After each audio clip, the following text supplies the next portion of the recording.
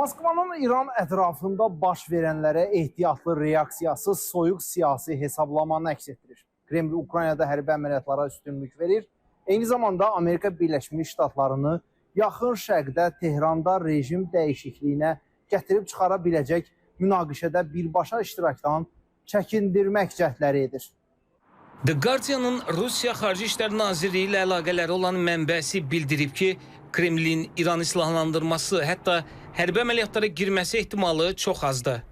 Mənbənin sözlərinə görə Moskva açıq şəkildə Trumpla münaqişə istəmir və ABŞ-ni diplomatiyaya qayıtmağa təşviq etmək üçün əlindən gələni edir. Lakin Rusiyanın prioriteti onun Birləşmiş Ştatların yeni administrasiyası ilə yaxşılaşan münasibətlərinə xələl gətirə biləcək və ya Trumpın Ukrayna ilə bağlı mövqeyini dəyişməsinə səbəb ola biləcək hər hansı addımdan qaçmaqdır. Rusiya vaxtında İrana yeni hərbi texniki əməkdaşlıq layihəsi təqdim etmişdi. Bu layihə İranın hava hücumundan müdafiəsini gücləndirəcəkdi. İran bu layihəyə xüsusi maraq göstərmədi. O ki qaldı Rusiyanın İrana indi hərbi dəstəyinə, Rusiya Şimali Koreya sazişindən fərqli olaraq Moskva-Tehran sazişində belə öhdəlik yoxdur. Biz hərbi əməliyyatların dayandırılmasının tərəfdarıyıq. İran heç özü də belə bir xahişlə müraciət etməyib. Trumpla münasibətlərin korlanmasından ehtiyat olunması məsələsinə gəlincə, Rusiya Trumpın fikirlərini nəzərə alır. Moskva, Birləşmiş Ştatların yeni administrasiyası ilə baş-başa gəlmir. Buna heç ehtiyac da yoxdur. Çünki hazırda Amerika Birləşmiş Ştatları İrana qarşı hərbi əməliyyatlarda iştirak etmir. Rusiyalı hərbi ekspertin fikrincə, Qərbin bu münaqişədəki məqsədi İranı Rusiyanın vacib strateji müttəfiqlər sırasından çıxarmaqdır və bu plan İsrail vasitəsilə həyata keçirilir. İrandan sonra isə sırada Rusiyadır. Sözsüz ki, Suriyada rejimin çökməsi və İranda rejimin zəifləməsi, ola bilsin ki, çökməsi Rusiya üçün olduqca mənfi geosiyasi fon hesab olunur.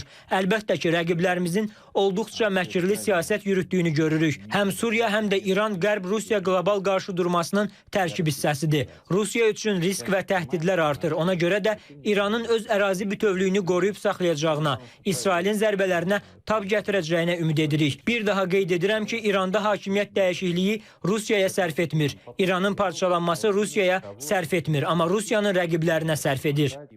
Ekspert, Ukrayna ilə müharibədə İranın Rusiyanı dronlarla təmin etməsinin, indi isə İranın özünə dronlar lazım olması faktorunun Rusiyanın Ukraynadakı xüsusi hərbi əməliyyatın gedişatına təsir etməyəcəyini bildirib.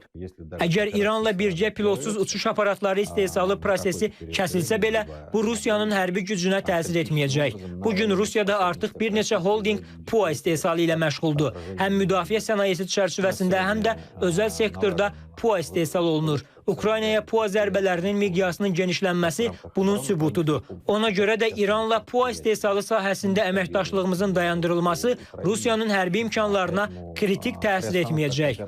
Karotchenko Rusiyanın hazırda Ukrayna ilə müharibə apardığını, heç bir halda İranın yerinə döyüşməyəcəyini, Moskvanın ancaq Tehranı siyasi dəstəklədiyini, İsrailin hərəkətlərini qınadığını bildirir. Bununla belə Rusiyada hesab edirlər ki, Kreml İsrailin Birləşmiş Ştatların dəstəklədiyi İranın iqtisadi və hərbi infrastrukturunu məhv edən və Tehrandakı rejimin sağ qalmasını təhdid edən uzun sürən hərbi kampaniyası nəticəsində uduzmaq riski altındadır.